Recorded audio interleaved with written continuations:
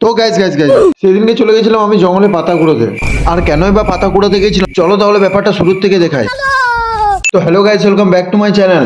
আরে আমি অনেকদিন ধরে ভাবছিলাম একদিন যাব জঙ্গল, আর আমি জানতাম না আমরা যেদিনে গেছিলাম সেদিনে বাদ ছিল মঙ্গল।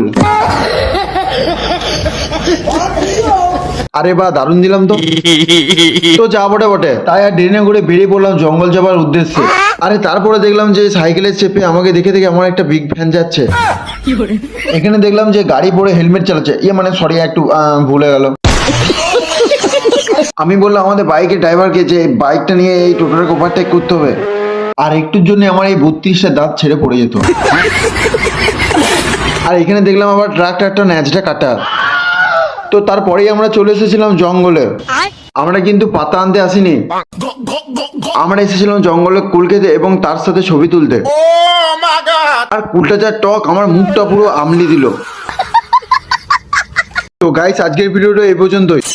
আর ভিডিওটা কেমন লাগলো কিন্তু অবশ্যই কমেন্টে জানিও।